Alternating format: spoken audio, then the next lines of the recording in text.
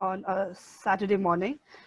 So we are on our 14th Fireside Chat, and today our topic is going to be on the future of air travel and how the airline industry has been affected during this current pandemic. So to speak on this, we have Captain Shrinath Sundaram and Satyendra Pandey. Satyendra will be joining us a little later, but yeah, he is, sorry. So the topic today is connectivity, complexity, and course correction, COVID-19 and the future of air travel. So just before we go to the session, I'm going to give you a brief introduction about us. Sorry, as usual, my screen for some reason freezes. So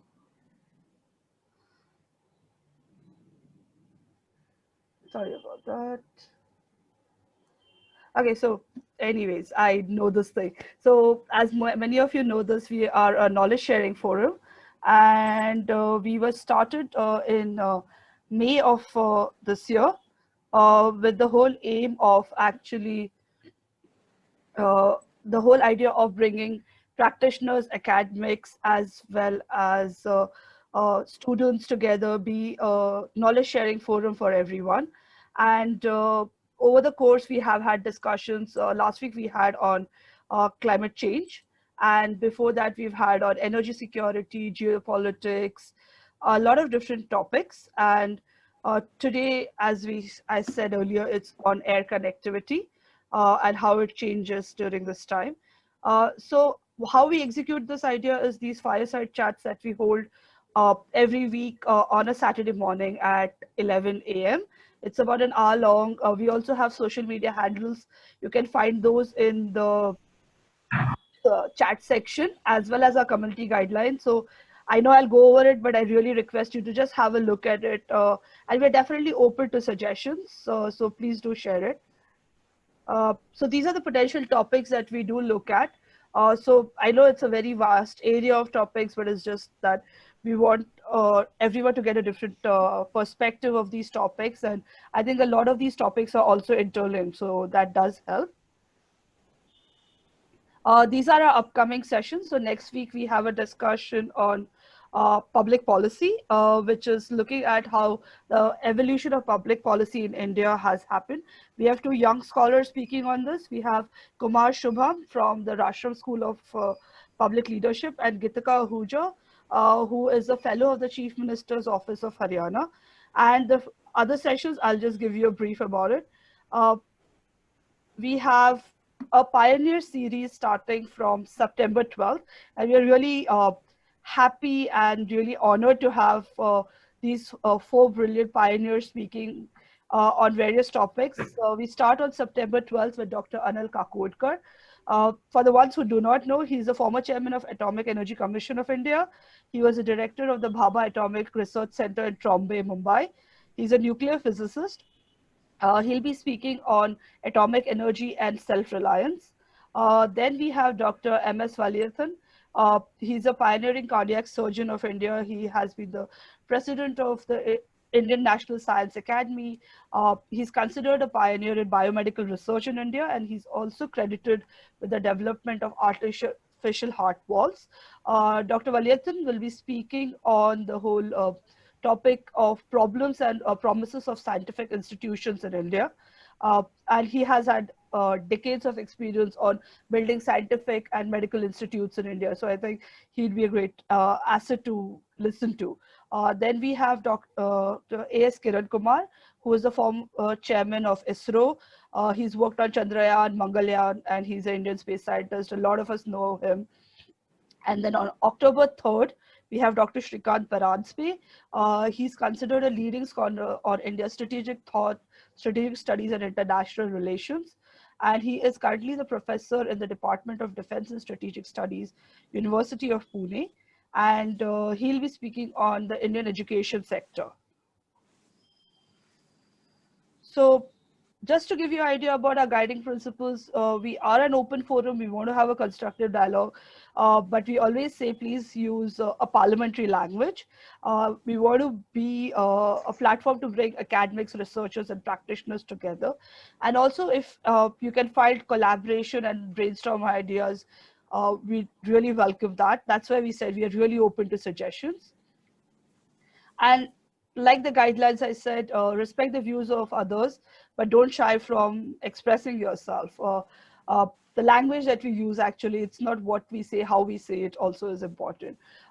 Very, very important. This is trace, this is a disclaimer. The most important guideline is respect intellectual property.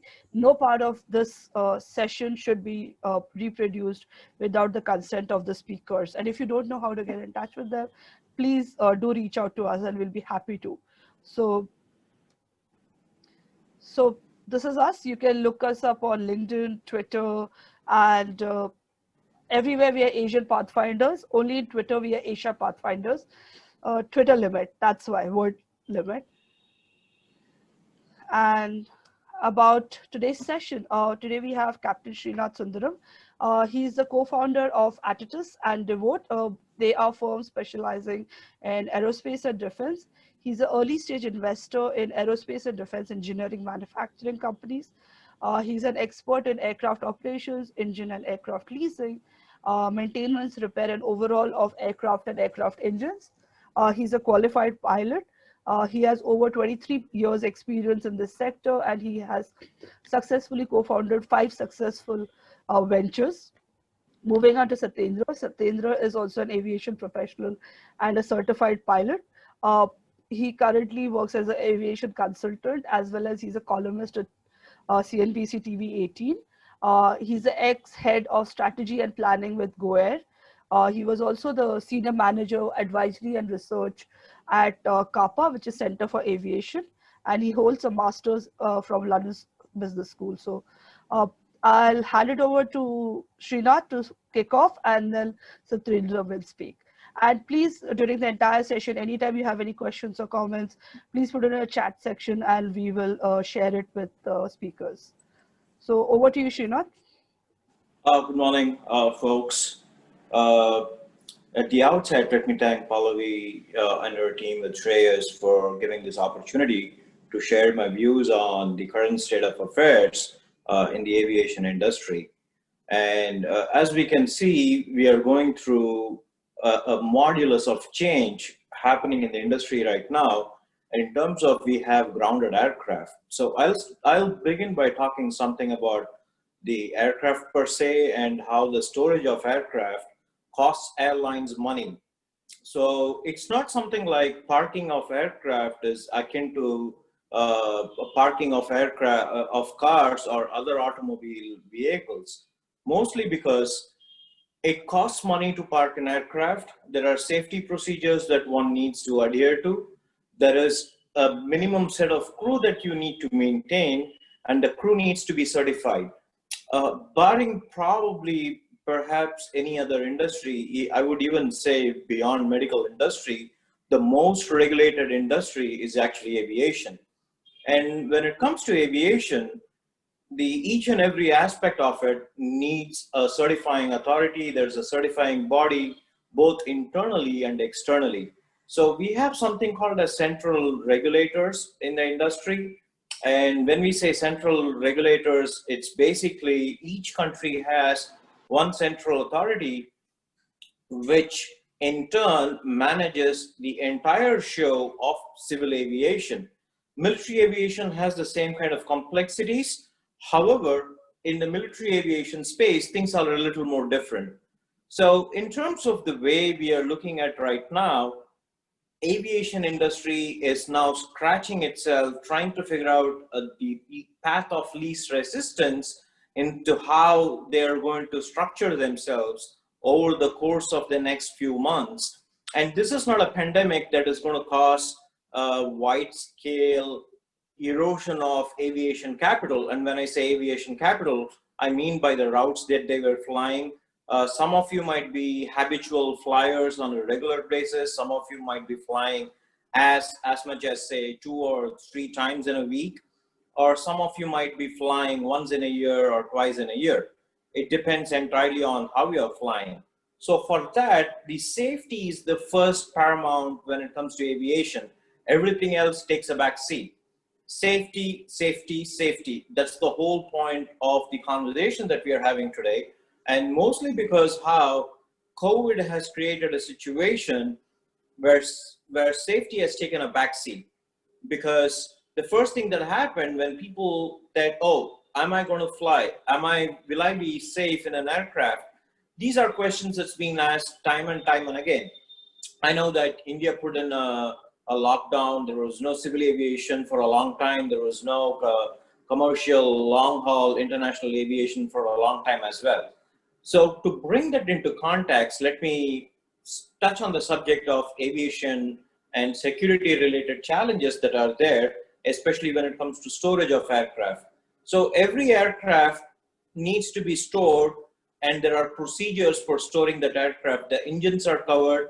There are quite a bit of storage. The oils that are there within the engine, which drive certain components, they need to be taken out.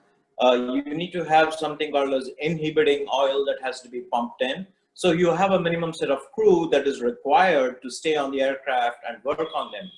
Now comes the question, how will the crew be safe? You have flying crew, which is your flight crew, which comprises of your cabin crew and your pilot and the co-pilot. Apart from that, you have your ground crew, which are the maintainers. Now, if the maintainers are not allowed to work, if the maintainers do not know whether they're going to be personally safe, what happens to the aircraft? That was the primary challenge that many of the airlines faced. And unlike of parking of automobiles, parking of aircraft can be done only in a very few places. So for the number of aircraft that are there, the parking spaces that were available were pretty much small. We are looking at a large chunk of aviation space where you need the aircraft to be in the air and bare minimum aircraft on ground. So if the aircraft is not in the air, you're not making any money, and neither do you have the space to park the aircraft. When that situation hit, countries like USA, which had pretty large space, were still running out of any more aircraft storage places. When it came to India, and I could see that the problem was, where do I park some of the large aircraft that the carriers had? For example, Indigo, being the largest operator, had the challenge as well. When you're trying to fly in, let's say, SpiceJet, the maintenance of that particular aircraft was not done in-house. It was outsourced to one of those authorized people through which they had a contract. However, you said the regulator had said there's going to be no flying.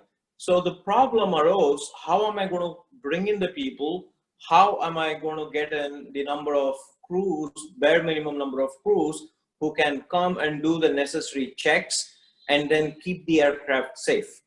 When that situation hit, everything went to a complete chaos during the months of April and May. I believe the situation here changed only by May 25th or 26th when domestic flights began operations. So prior to that operations, about 2 weeks of time was needed before you could get the aircraft airworthiness ready. So any aircraft has to be airworthy ready. So it was cleaned, it was fumigated. This is for the interiors of the cabin. Then you had enough work that had to be done on the engine itself. And when it comes to the engine, most of the engines in the Indian context are leased engines, which means that the airlines actually don't own the engines at all. So the contractual obligations on what they had to be met, immaterial to the present global pandemic. Now, when that situation arose, there were still a lot of losses incurred by the airlines. And in terms of the perspective of the crew and their safety aspects of it, there was still a lot of opaque in terms of rule making that was available. Not very many people were talking about what sort of rules and regulations are there, whether the crew needs to be tested on a regular basis, whether the crew needs to come up with a plan themselves. And these are still things that are still evolving. The nature of this pandemic has made the basic threat of even maintenance of an aircraft on ground such a difficult task. Hopefully this situation will change, because there are now been 3 months of operations as far as aviation is concerned in India. And hopefully people will be in a position to say that, okay, we have found the exact way in which we are going to work. and then we can move things forward. Now, coming to the big question that most of you have in terms of, am I safe if I'm going to be inside the aircraft, if I'm going to be flying from place A to place B? So let me give you a background on in terms of how the aircraft cabin is. You're mostly in a commercial aircraft, you're sitting inside, the cabin pressure is something like anywhere between 7,000 to 8,000 feet of altitude that you'll normally find on when you're climbing a hill. So most of the times the elevation from mean sea level, the same pressure that you feel when you're 7,000 or 8,000 feet above ground, that's going to be your cabin pressure. Now air is recirculated, it's filtered. There are HEPA level filters that are there. It filters out probably 99.9% of the germs and the viruses that are floating around. So inside the cabin air, there is very little possibility of you actually catching something with the circulation of air. That's where your mask and other mandates, which some of these people have made mandatory as far as flying is concerned, comes into play. It ensures that the next person who's sitting to you by accident doesn't transmit anything to you across. How do I make myself safe before I fly? I believe ICAO has come out with a few ground rules that talks about how you can make yourself safe. It talks about the safety precautions that one needs to take. If you're taking an international flight, there are governmental regulations as well, which talks about you need to get yourself tested before you can fly. However, most of the time people are unsure whether they should fly. My recommendation for people who are thinking about flying right now, do it if you must do it because you're going to be safe inside the aircraft. I'm mostly worried about the terminal space because especially because of the social distancing norms of keeping physically 6 feet apart from each other doesn't seem to apply to a lot of people. A lot of people think that, I can wear it as a mask where I can expose my nose, or I can say that, oh, the mask is just there when it's not too crowded. Why do I need to wear a mask? The problem arises when everybody loses their guard and says, okay, I feel pretty safe so I don't need to wear a mask. That's going to be the situation. Then we're going to see a lot of changes again coming in flying where they might restrict further aviation requirement in the country. As far as large European airlines are concerned, even before by June, they had started allowing flights internally within Europe. And there seems to be certain spikes in certain countries that's happening right now. That's mostly not transmission that happens within the aircraft or the air terminal, but it's from people who were infected in other places who come down and have local transmission. So in terms of your safety precautions inside the aircraft, you're all going to be pretty safe. None of you need to worry about whether the aircraft is sanitized, whether I need to wipe the entire seat down or the armrest down with oodles and oodles of alcohol wipes and say that that's going to keep me safe. No, it's already been done. Your personal responsibility that comes into play is mostly when you exit from your vehicle and get into the airline terminal and say, what am I going to do? What are the procedures I'm going to follow? My personal stake here also exists because I'm an aircraft and engine lessor. I'll touch on that subject a little later in the talk. Pallavi, am I good on time right now, or what kind of time am I looking for? 3 to 5 minutes, and then we'll hand it over to Satyendra. Yeah. Oh, okay. So let me move along a little bit more. In terms of COVID space, I recommend that you speak to the airline representatives, ask them about the procedures that one needs to follow in terms of before getting into terminal, and also your personal behavior inside the cabin. That's going to mitigate most of the risks involved. In terms of the airline industry, for those people who are in the security industry and also business continuity, there is going to be a sea of change coming your way in the next 18 months. This pandemic is going to hit airlines in terms, the recovery might be a V-shaped recovery, but when it comes to what's going to come in the next 18 months is going to be a very tough call to make, mostly because of retirement of older aircraft, which has already begun. as you would have seen that Boeing 747, which was flying with British Airways, which used to come to India, was the last aircraft which was to be removed from service. So after 53 years of in service, British Airways will no longer be flying a Boeing 747. Similarly, in the US, MD-83s were removed from service. There were a few older 737s that were being retired right now. There were a couple of 767s that were also flying with United that's being retired. So there's going to be exciting times because there's going to be a lot of induction of new aircraft. But when we say new aircraft, there will be new teething problems, as you would have seen with the 737 MAX. 737 MAX is an interesting aircraft to begin with, principally because everyone awoke to the kind of regulatory challenges that come in when there is a new aircraft that comes into play. And considering that everyone flies today, we are all aware of the safety aspects of it. When 737 MAX was grounded, Boeing was in a pretty bad shape, considering that this was an aircraft that was going to be a challenger for the A320neo with a much larger capacity for both in terms of range as well as the payload. And now the recertification process is on. Transport Canada is going to approve it pretty soon, and the aircraft is pretty safe. And I would personally fly a 737 MAX. I don't have any problems flying this aircraft now. Even in terms of getting myself certified as a pilot for a 737 MAX, I would go for it. Now that all the teething problems have been kind of like moved away from, I wouldn't call it completely done away with, because you will find some small issues that will crop up. The bigger question that has comes now is, during the pandemic level, Boeing removed 787 aircraft, 8 787s, and this happened yesterday. They pulled out in principle, in flight, currently in operation aircraft from quite a number of airlines, including JAL and a few others, principally because they found there's a huge defect in the 787's fuselage, which made it unsafe.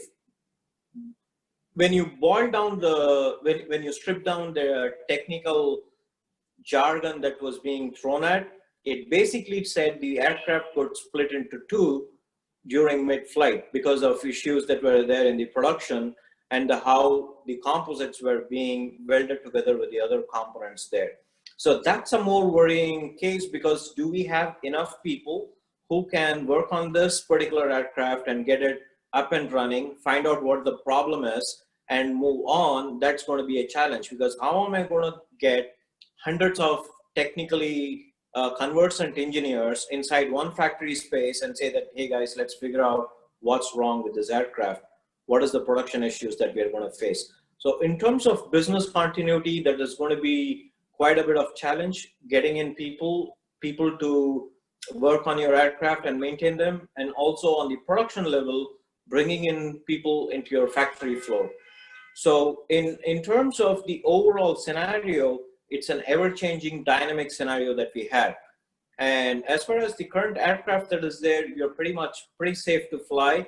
But when it comes to business continuity as well, excuse me, as well as the challenges that are there for production and as well as recertification processes, it's going to be a change it's a flux as of now. And I don't know how to predict things, not even 3 weeks or 4 weeks down the line. So it's pretty much, we go by a weekly basis and keep an open eye and say that, okay, based upon what I visualize, I'm going to change my business plan to suit the present need. But I believe that in 18 months, we should be back to pre-COVID levels of flying and safety, and there will be a V-shaped recovery in the process in the industry. So that's it for me now. You can ask me any questions that you have. And I speak Hindi as well, so whichever languages you suit, we can go. My Marathi sucks, so let's not do Marathi. Okay, perfect. Thank you, Shrinath. I do have two questions which you can think over and then answer after Satyendra speaks. One is, you did speak about that the airlines are actually doing a lot of safety precautions for the passengers. One of the things that happens here is we know that the airlines are doing everything possible. My Right. question would be, how do you ensure that the public relations aspect of it, because COVID is such an uncertain thing, how do you ensure, and how are airlines, how do you ensure that I, as a flyer, as a frequent flyer also, I haven't got on an aircraft for now 7 months. See, so the whole idea is how do you ensure, especially because there's so much misinformation happening as an airline, because part of your recovery is your customers.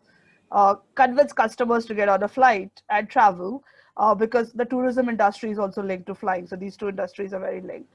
So that, and the second question, because you spoke 737 Max, because from whatever I've heard that the 737 Max did actually, how do you see the recovery of the airline industry when it's like tagged to the 737 Max, especially Boeing? The recovery of Boeing, because Boeing 737 Max was considered the flagship product, because the training aspect of it is different. There are not many flight simulators and everything. That's what I keep hearing. So a lot of these things, how do you train and retrain your pilots when you want to induct? I think there are now what, 300 plus 737 Max grounded and 400 plus in production, right? Of post production. So how do you ensure all these pilots? So Well, that's a when question for it you to think. I'll give it to Satyendra. You can give me the answer later. Satyendra, over to you. sure. Okay, so thank you, Pallavi, and thank you all for being here. Uh, in February this year, there was a gathering of airline leaders uh, to discuss aeropolitical affairs. And the conversation centered on opening the borders, opening market access, relaxing visa policies, and also on how airport capacity was simply unable to keep up with demand. Fast forward, 6 months, and the conversation, the same conversation, is how to keep the borders closed, airports mimicking hospital levels of cleanliness and process, things like thermal scanning, quarantine procedures. And the challenge is, while we all say COVID, and which is the cause, the bigger thing is, it is something which is not visible to the naked eye, and it's everywhere all at once, which has never happened in the aviation industry. So I thought it would be interesting to, guide you through what we track as aviation professionals and why it is so complex this time around, and why this is not similar to SARS or anything else. And I will also disagree with a lot of the opinions out there which say it will be a V-shaped recovery. I will try and attempt to show you why it may not be a V-shaped recovery. So with that said, I'm going to share my screen. Let's see. Give me 1 second.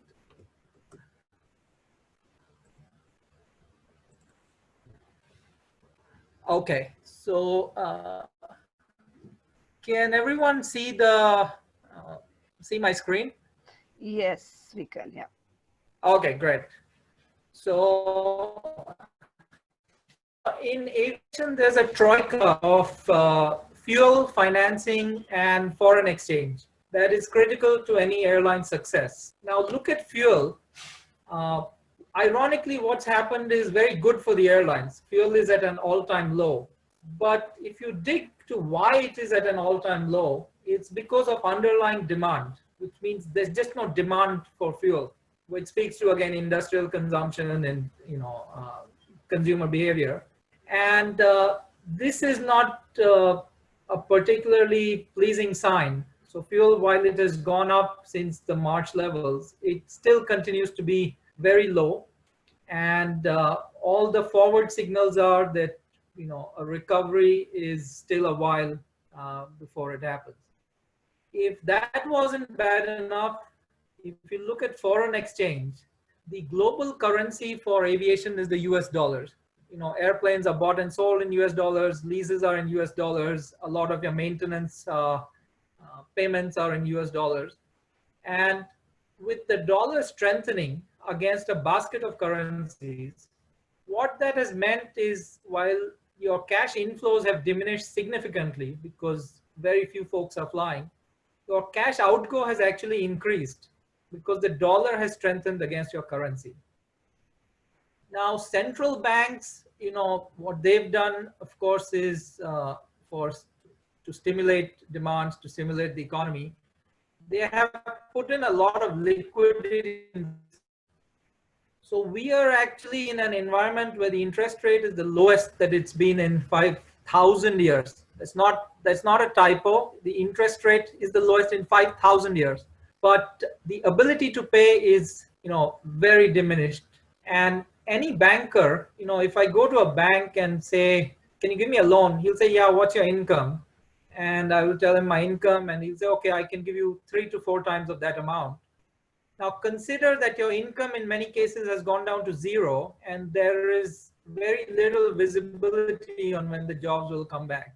So all this talk of liquidity, it's best left for these commentators on TV, because the market reality is very different. Banks are awash with liquidity, but when it comes to airlines, no one's lending. And you see other signals as well. Shrinath spoke about aircraft values. Aircraft values have collapsed. You can go out and buy airplanes or enter deals which were unheard of before. There are lessors saying, you take our airplanes and you just fly it and you pay us for the hours that you fly. It's an arrangement called fly by the hour, unheard of in aviation circles. And it doesn't speak to confidence. It actually speaks to crisis. There's a list of airplanes for the pilots or the aviation folks out there. See how the values have changed. And this is April data. The values have declined even further, and the market has still not reached bottom.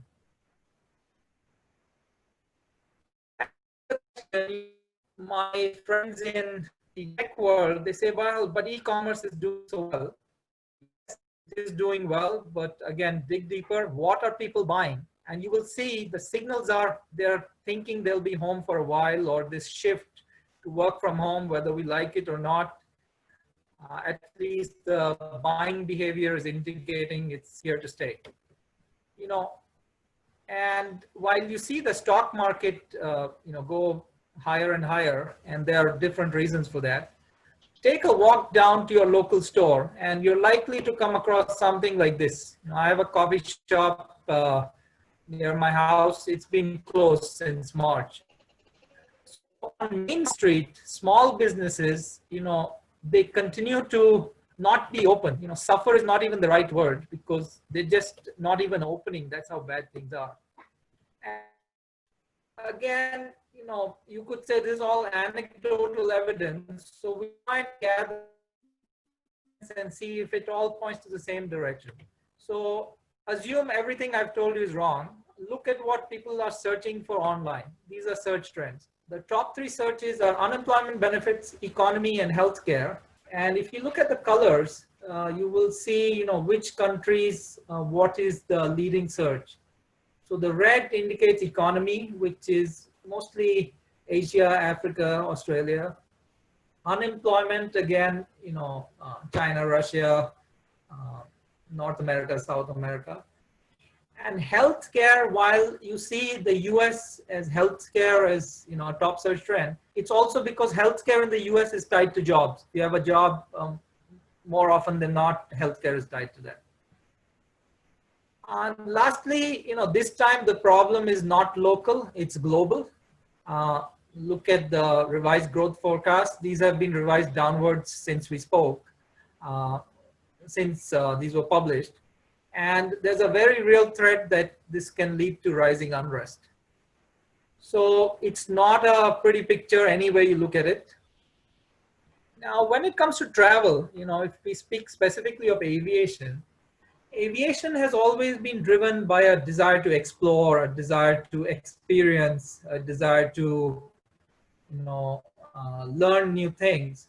But now that emotion has changed, and I'll give you a range of emotions, and I would contend that right now the key emotion that is associated with aviation is fear, and that does not bode well. I mean, think of yourself and what you are afraid of as a kid. Whether it's cockroaches or snakes or lizards or even fear of flying. More often than not, that fear stays because fear is one of the strongest emotions. So the travel sentiment is very muted. And again, you could say, well, that's for you. I'm a confident flyer. I will fly. Okay, but here's what the data shows. The booking curves, now these booking curves have been pulled for the India market, but these hold for most of the globe because the patterns are similar. More than 60% of your flyers are booking tickets in the last 3 days. So if I have to fly till tomorrow and buy it. And what this does for the airlines is the cash is coming in later and later, because in the airline business, you sell for cash flow and you fly for profit and loss. So if the selling isn't happening, the cash is not coming in, and that's why you've seen a host of airline bankruptcies. This is how the demand is looking. It's crashed. There's an argument that, well, we've been through shocks before. Yes, you have, but I would contend this is not similar to the other shocks. And I will throw a question out there for the audience. What do you think, which crisis is this situation most similar to? Let me share my screen again, and I'll give you 4 options.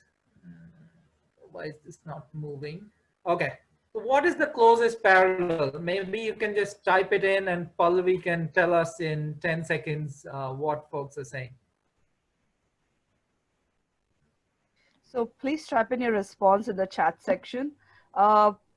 My guess, Satyendra, would be 9/11.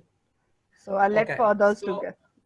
Yeah, no, so that's good, because a lot of folks are saying 9/11. Yes, there are very similar trends. And a lot of folks are saying the global financial crisis because of what they're seeing in the macroeconomic climate. But the situation actually it's closest to the oil crisis because it has affected behavior and underlying demand. And I would point to you, look how long it took to get out of the oil crisis, which was 3 years. So I would contend, on various data points, which there's not enough time to go into, but this is closest to the oil crisis. Does not mean it's exactly like the oil crisis, but does mean that you're seeing similar behavioral shift. Now, this is a graph for more of the economists and the quant folks in the room. They're saying, why are airlines not flying? If they put a flight out there, does that not mean that more travelers will come? Now, I will recall, when growing up, or even if you go to Mumbai, you ask a taxi guy, before your Uber and Ola became popular, yahan jaoge, and he'll ask you your destination first, and then he'll, think about it and refuse or say yes. Now, what he's doing is, if in taking you to that destination, he is out of money, if his petrol is costing, say, $100, and you are paying him only 50, he's better off not going. And that's exactly, it's a crude comparison, but that's exactly what's happening to the airline. So this red circle is where your revenues don't even cover your costs of the flight, which means if I take off from Delhi to Mumbai, when I land in Mumbai, the airline actually has to pay for the costs. It's not recovered by the ticket prices and the cargo. So most of the flying globally is right now in that red circle. That is why you're seeing very diminished levels of flying. And again, it's not likely to improve anytime soon. Which begs the question, what can we do to correct this? And this is a picture from February this year. Now, you see a sea of people, but if you segment it, these are the demand segments. This is who was flying, why they were flying, how they were flying. What this has turned into, you see so many demand segments, very different consumer behavior, very different spending patterns. All of this has condensed into 2 demand segments, which are basically essential travel and non-essential travel. If anyone tells you otherwise, you ask them, why are you traveling? And you'll get your answer. They will either say this is essential travel, very few are doing non-essential travel. And why they're doing this is, as Shrinath mentioned, flying is safe. There's enough data out there to say you're not going to contract this on an airplane. But the risk of interactions, I was at the doctor's office 3 days ago, and she said, you're wearing the mask is good. She said, but it's equally important that the person in front of you wears the mask. Now think of an airport and think of the number of interactions and think of risk, which is probability times loss for the more quantitative types out there. So when the airport experience is aggregating to a lot of randomized risk, and that is not about to change anytime soon. Folks are saying technology will change all of that. You tell me how an app like this can, limit the person in front of you or force the person in front of you wearing a mask. Or an app like this, yes, it's convenient. It helps you eliminate people, but ironically, it means more surfaces at the airport. Or, some of the more futuristic guys, they will say, oh, there'll be no more human-to-human contact. Now, these are very pretty pictures to look at, but what this misses is that technology also carries a cost. So when it comes to risk mitigation, and this is an interesting slide for both businesses, travelers, and airlines, all risk is not equal. Some risk is more, it's more dangerous than others. And again, I would repeat, risk is probability times the loss. So if your probability is higher, then your loss tends to be higher. Now, you spoke, Pallavi, you asked about confidence building measures, and I would agree with you that there's not been a lot of outreach. Also because, just because the airline says it's safe to fly, does not mean that. That's why they've now gone into HEPA filters and explaining what is a fairly technical concept, because the consumer now wants to know, he wants to be certain, and he doesn't have that benefit of going out and figuring out that, yeah, this is what's happening. Cash flow risk, we spoke about behavioral patterns, we spoke about essential, non-essential travel, and to change the behavior, you actually need more psychologists than economists at this point of time, because you have to address behavioral changes. Consumer choice risk, the very fact we're doing this webinar, is proof of that, because if you ask me during non-COVID times, I would say, yeah, webinar is fine, but in-person conference is always much better. But now that you don't have that option, there's a consumer choice risk. And again, I will go back to psychology. On average, it takes 66 days to form a new habit. And if you look at the lockdown, that was kind of around that time. And so I do think there have been behavioral shifts. Technology transition, again, while you can have fancy apps and robots, but what people miss is technology comes with a cost, and often the cost of technology is much higher than people assume. I mean, think of your cell phone, think of the updates you get to these apps where you have to download it again or update it, and think of Windows where every 5 years they'll come up with a new software which you have to pay for, and at the enterprise level that's significant. So I would say this whole narrative that technology is the answer is not correct. It has to be a balance of technology and what can never be replaced with technology. And finally, the financing risk, the banks are awash with capital. The cost of capital has never been lower, but the balance sheets have never been worse. And if you look to airline balance sheets, it's just a sea of red. So the risk mitigation measures, you have to narrow down each risk, and the better airlines are doing it already. Just a final slide. The recovery, everyone keeps talking about this V shape, and if you look at what the V shape means, is it means the demand picked up so soon that after crashing it just went right up. So if you see oil crisis, yeah, technically V-shaped, Gulf War V-shaped, terrorist attacks V-shaped, the global financial crisis, not quite a V-shape because it didn't affect all countries equally. This data is aggregated for the globe. What my contention is you will see is a laddered recovery, which means you will see it go up and then maybe it will go down again. Then it will go up and then maybe it will go down again. And then it will go up and up and up. And this is primarily because of the news cycles, because of, if you watch the news this morning, there's second waves in France, second waves in Hong Kong. And again, when it comes to consumer behavior, a lot of it now is driven by what we hear and what we read. So I would say the recovery is not going to mirror earlier crises. It's going to be a laddered shape recovery. Lastly, if there's nothing else you take from this webinar, I would say the past no longer informs the future. Now, for a lot of the finance-minded types or the analytics type, they say, oh, this can't hold true because then what about all the historical data?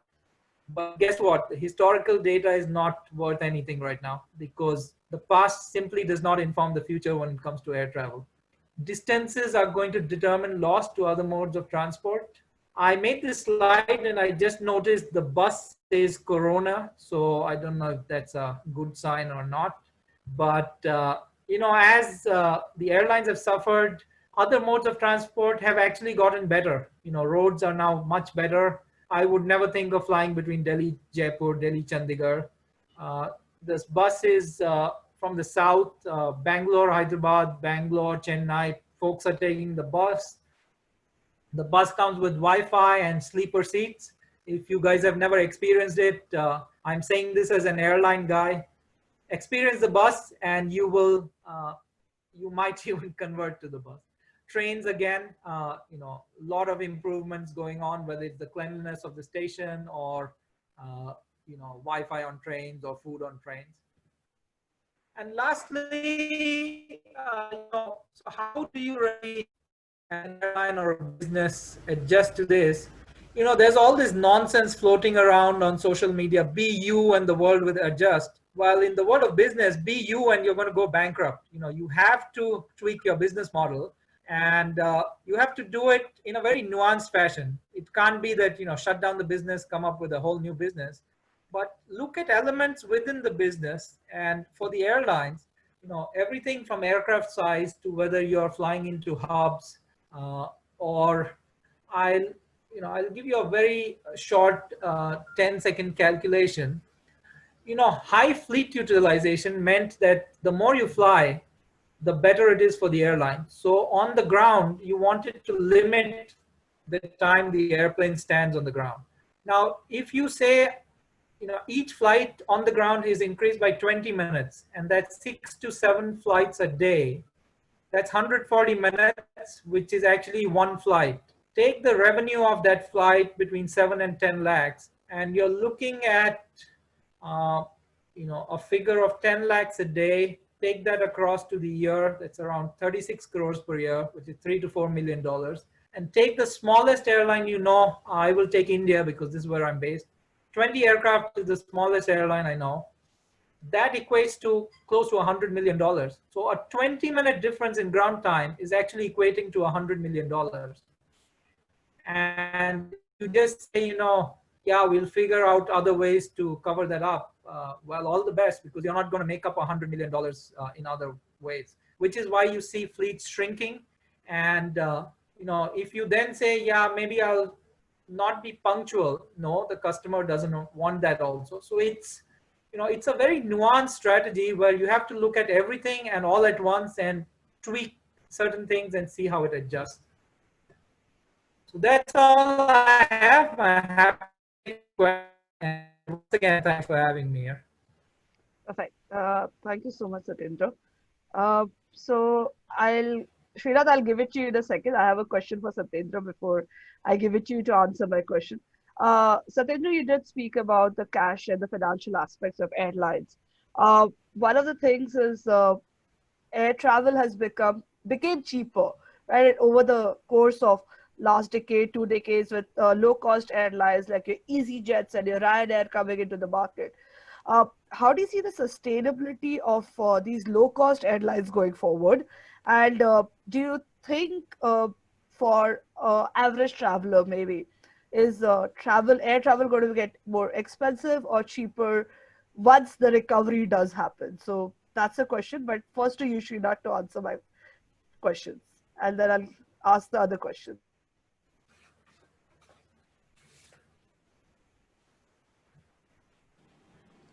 Right. So, in terms of the messaging that has to come from the airlines for safety and the protocols that they're going to have, I still feel that they don't feel safe as far as, and especially when it comes to the airlines in India, the messaging has always been poor. Okay, I can actually call out the airline. For example, in Vistara, when I flew in from Delhi into Chennai just about 3 weeks back, the airline cabin crew who was in charge, she was droning on as if she had a pretty sing-a-song voice, which was definitely not her natural voice, saying that all the procedures and this is what you have to follow, both in English and in Hindi. It didn't make any sense to me because you never said to people how you're going to respond within the cabin, what's the kind of interaction you're supposed to have, because that's not a rule that has been laid down by DGCA, and hence there is no messaging that is coming out. So with airlines, Vistara and it's now I think has been pushing out ads which talks about the kind of safety protocols that they follow internally, because there is a liability clause that comes into action, because when they say that we are absolutely safe for you to fly, come over, if someone who says, okay, I'm going to sue you because I got ill, then the airlines are going to be in trouble and there is a legal issue that comes in as well. In my opinion, the best way for them is to say these are the recommended protocols that you follow, and how our cabin crew and in-flight crew and also the ground crew will assist you in the safest way to fly as possible. Now, when it comes to airline terminal, again, the problem comes, the sec check that you have to go through is going to be the same. You're going to have someone who's going to be less than 2 feet away from you, not even 2 feet. They're like almost just a feet away from you, swiping away at their van, doing your security clearance. And that's not going to go. So there is a threat from a non-third party who is not related directly to your flying experience, but they are pretty much part and parcel of this whole aviation industry per se. Satyendra touched upon some of the very few critical factors as well, in terms of the hub and spoke model and in terms of the aircraft fleet utilization and how they are going to do. In fact, the less dense the aircraft, the number of things that you can reduce also comes into play. You can still be profitable. But then the change in that business model for you to make money in the long run is going to carry forward a radical change with some of the airlines in India, which has a highly dense single cabin configuration. For example, Indigo doesn't have a business configuration right now. So how are they going to upcharge you for providing you with a better cabin experience? Whereas Vistara has a 3-cabin experience. So the safety protocols that they can push and say is that, okay, if you're going to be flying in premium economy or in business class, the interaction that you're going to have is much less, and hence you're going to be safe, because the cabin air is generally safe. You don't have to worry about that. So my reasoning would for protocols in terms that has to be put out by these airlines is define your parameters very, very clearly, draw a line and tell the flying passenger you're going to be safe if you follow these protocols. And it is up to the end user, the passenger, to say that, okay, I'm going to follow these very closely and else I'm going to feel safe to fly. I hope that answers your question. And the Boeing 737 MAX question. Oh yeah, Max is a funny situation because I'm sure that Satyendra would have been following this pretty closely as well. Max is not a new aircraft. That is why it is called the 737 MAX. So what they did was they re-engined it. They said, we are going to come out with a different engine. They moved the bolts which latch on to the aircraft wings where they're called pylons. They said, we're going to move it a little bit further. So the center of gravity on the aircraft, which is supposed to be level, right, it would tip forward because of the weight of that engine, which was on the forward movement.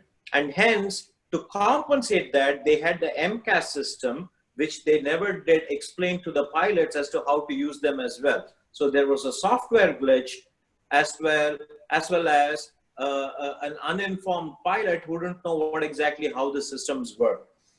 I can still fly if they tell me exactly how the AMCAS system works, what is the counteracting moves that I need to do, what is the angle of attack where it comes, where I should engage, disengage autopilot and say I'm going to take manual control of the aircraft and fly. In my opinion, simulators, exclusive simulators are being built right now.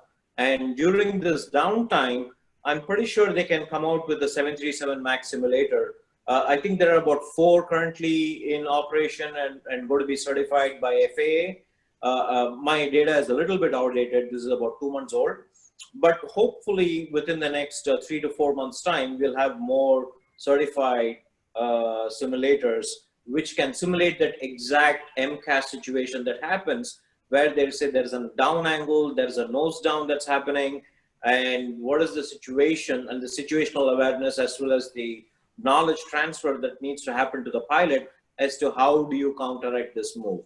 So we are going to see a lot more in terms of interaction between on the technical aspects of flying, wherein there are quite a lot of pilots who have never touched a single engine piston aircraft after they get certified in a turbofan.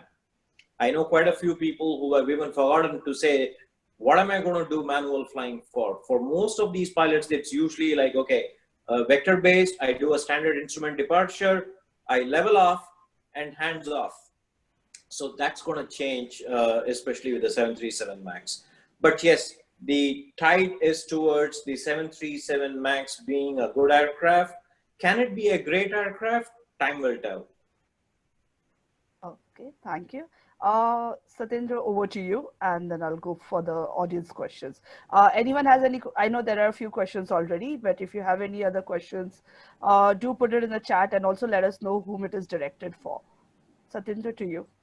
Sure. So you asked about whether airfares will go up. I would say yes, they have to go up, and I'll give you, again, it's not they have to go up because demand is so low, so to recover the prices. But there are financing mechanisms tied to airplanes and airlines. Now, one of these mechanisms is called the sale and leaseback. That depends on an airline placing a large order and then selling that aircraft to a leasing firm or a bank, and then leasing it back to itself. And why the bank would do it is that collateral holds value. So if you remember how we spoke about how aircraft values have plummeted, that is now affecting the sale and leaseback market as well. And what that means for the airlines is there's less cash coming in, so they have to recover the cash elsewhere. Now, how they will do it is in 2 ways. One is, of course, reducing their fleet so that they don't have to have as many airplanes. The second is fares are bound to go up. The challenge again comes, in price-sensitive markets, which is most of Asia. The price sensitivity tracks around 1.2 to 1.5. So if you increase prices, the demand fallout is significant. So you actually have to move from a volume-based strategy to something where the consumer feels more confident to fly, and where day trips again become the norm, business travel comes back. This is one of the first instances where business travel has dried up. If leisure travel dried up but business demand was okay, that may not have been such an issue. Luckily, cargo is holding up, but that's a temporary phenomenon. And lastly, I would say, a lot of times the signals are all there, but folks, for many reasons, are not willing to read it, or they actually celebrate an incorrect signal. So if I were to tell you, I am selling you a bicycle I'm selling you a Maruti car at the price of a bicycle, you would tend to believe either I'm crazy or the car is significantly flawed. But when it came to airlines, we were, celebrating, at least in India, something called rail air parity, which means, your air tickets at many times were lower than what your rail tickets were. And I called this out many a time saying this is madness, because at the end of the day, someone's paying for it. And if you go into financials, it was, financing paying for it. You saw a couple of airlines fail already in India. You will see, some are just teetering on the edge of bankruptcy.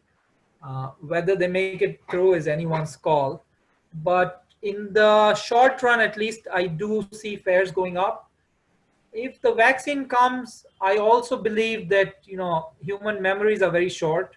So once the vaccine comes and everyone's vaccinated and the confidence builds, I think I myself will be surprised on how fast the recovery is. But for the short term, yes, fares are likely to go up. Perfect. Thank you. And Shrinath, over to you. I'm going to ask you the question from Tanishq.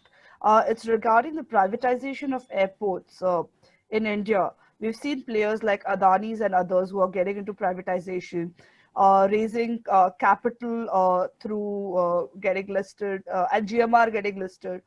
But we also have seen some states like Kerala wanting to retain the control of the airport. So, how do you see airport regulations uh, and policies changing when we have more privatization of airport happening? In terms of the air operations, in terms of the terminals, right? If you ask any of the airlines, it's the regulatory taxes and the other things that they need to pay mandatorily to the Airports Authority of India, and the cost associated with it is actually the driving factor for how one of the reasons why we slug it out in the airline industry on the pricing, ticket pricing. And even in terms of the way the airlines need to adapt to the changing scenario, I would say it's a good thing that companies like Adani are coming in, GMR is getting listed, because the technology adoption in terms of the in-passenger movement within the terminal and the speed at which this can happen changes when it's run by a domestic operator, which is predominantly controlled by the government rather than by a private operator. I don't know how many of you would have flown out of the old Palam Airport in New Delhi. I did in the 80s. And I can tell you that was not a very nice experience to fly out of. It was a horrendous place to go in. It was still very regulated, regimented in terms of the experience. But right now, when you look at T3 and the services that they provide, I would recommend that they are far better than some of the other air terminals in the world, even in the US. Changi being the best in terms of the operational and the ease of which you can get in, get out, get into your overall experience out of the terminal, I would say that is one of the best ways to do it. So Adani coming into play and a few others coming in towards air terminal operations, I would say that it's a pretty good move. Now, I'm sure Satyendra will agree with me. In terms of the taxes that these airlines pay, for example, SpiceJet has a maintenance hangar, the amount of money that they pay to Airports Authority to lease that particular piece of property is phenomenally high. So if I want to do a basic check, like an A check, which I am authorized to do if I have the approval, right? The cost that I pay just for a hangar space is so high. So bringing in companies like Adani and others in the short term might look to be bad, but as far as the flying passenger in the long term and as well as for the economy, it's a pretty good move. Uh, so the next question is from Shrez, and it's for you, Satyendra. Uh, we have in the pre-pandemic era, we had fierce competition between aircraft carriers from the West and from the Gulf. How the post-pandemic international market will look like? Who may survive and who will perish, and what would be the reasons for that? And where do Indian carriers stand on this? Uh, I'm so sorry. I think Satyendra has dropped on the webinar due to his connectivity issue. I think he's trying to join again. He's here. He's here. Uh, Yeah, you sorry, can read it again. Satyendra, I think you got dropped, so I'll just read the question again. Uh, it's Sure. regarding the pre-pandemic era. We have seen a fierce competition from aircraft carriers from the West and the Gulf. And in the post-pandemic era, what kind of airlines do you see surviving? What kind would not, and what does it hold for the Indian carriers? Sure. So while the Gulf did well, the joke within the aviation industry was the national airline of India is not Air India; it's actually Emirates, because they would pull a lot of traffic from here. Uh, I would contend that the way we gave market access was incorrect. It was flawed, and this is an opportunity to correct that.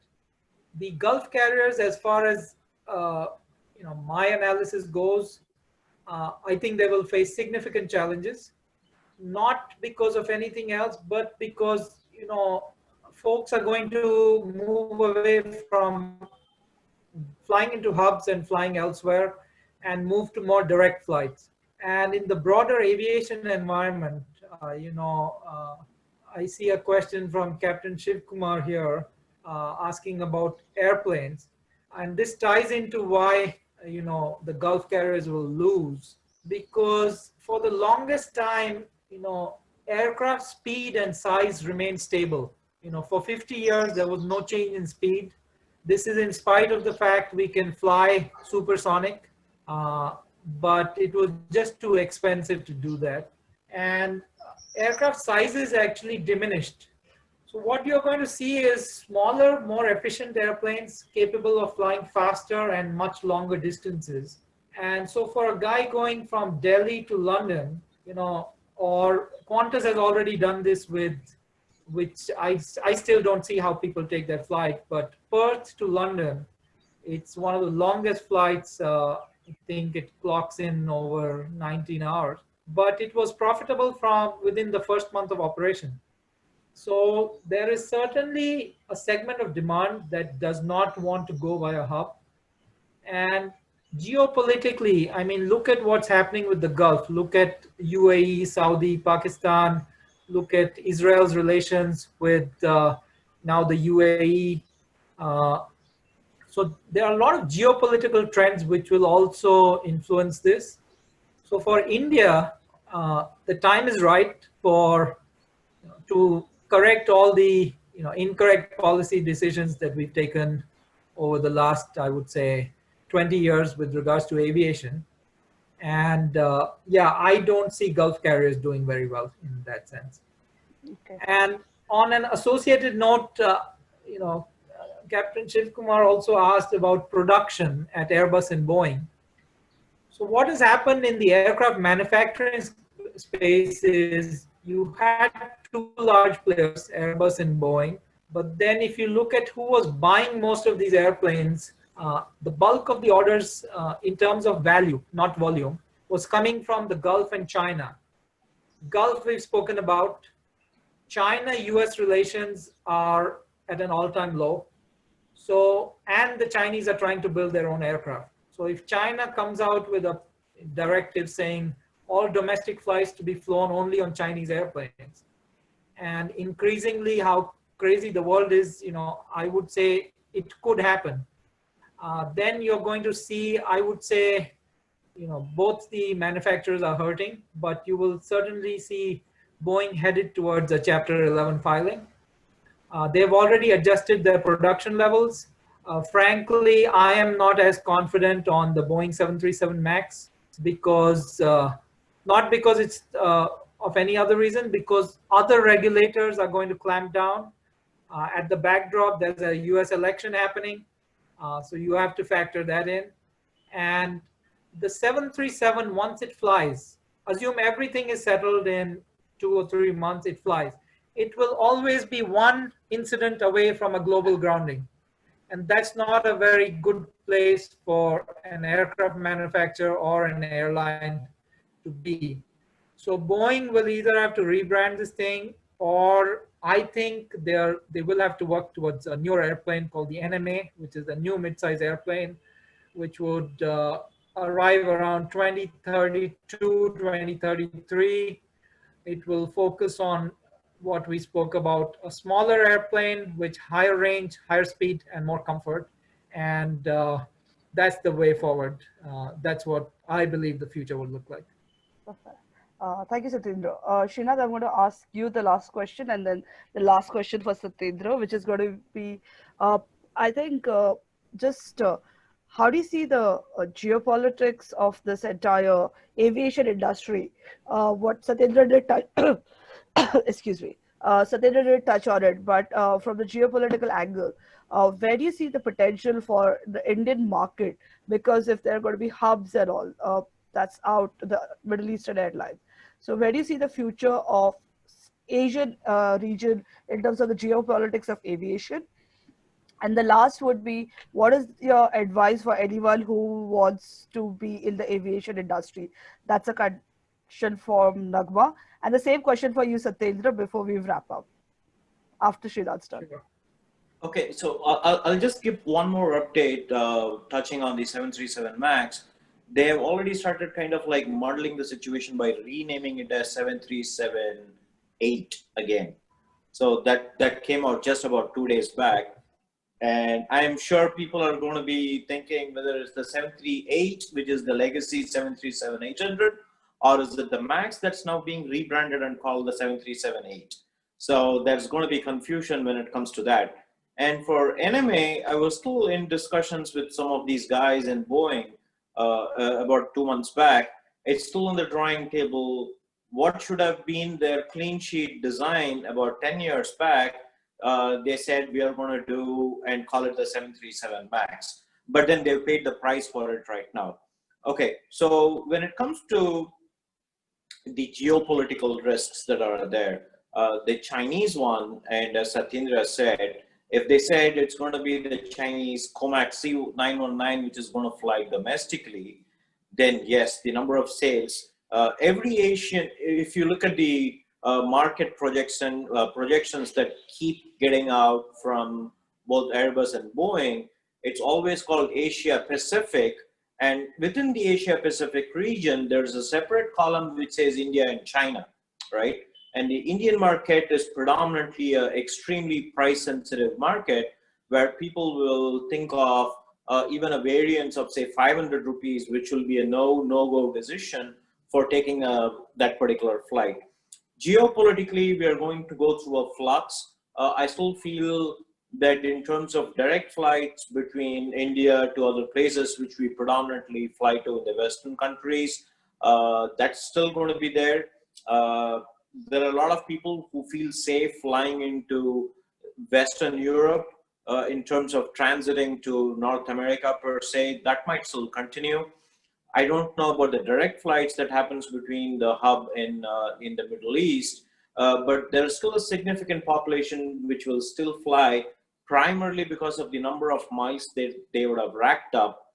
So it comes to the case when how's the geopolitical situation change, that rests with the elections that's happening in the US in November 3rd. So November 3rd, you asked me that question, and on 4th, I'll let you know how things are going to be.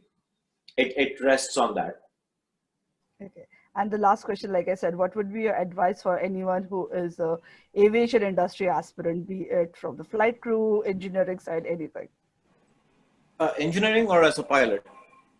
I think everything. I think Nagma's question is directed in a very general way, but okay. But If they want to be a pilot, let me tell them that they need to have very deep pockets. Then great, no problem. You're good to go as a pilot. But when it comes to engineering and as an aviation as a sector, it's a growing sector. There are a lot of need for engineers in aviation space, even in terms of other aspects of direct engineering in aviation and maintenance.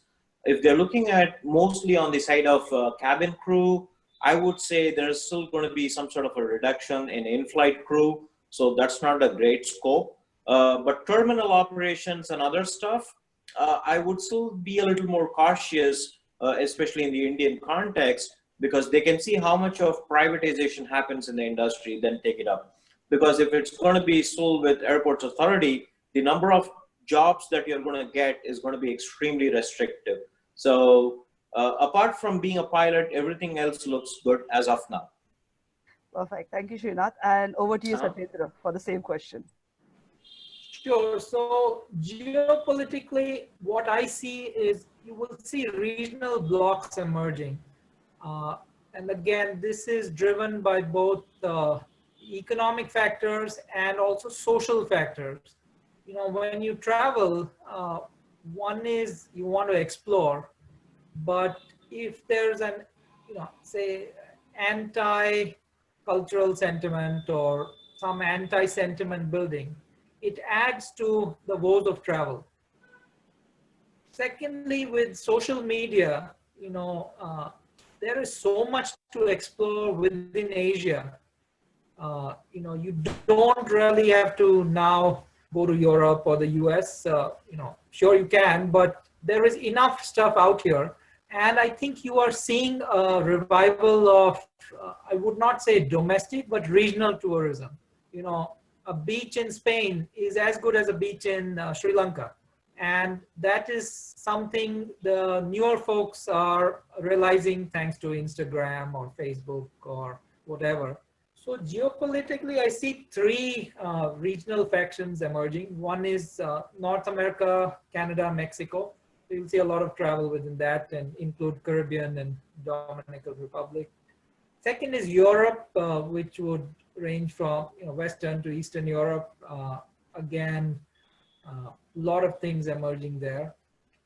Asia, again, you know, cities like Vietnam or Korea or Sri Lanka, Uzbekistan, Central Asia is completely unexplored.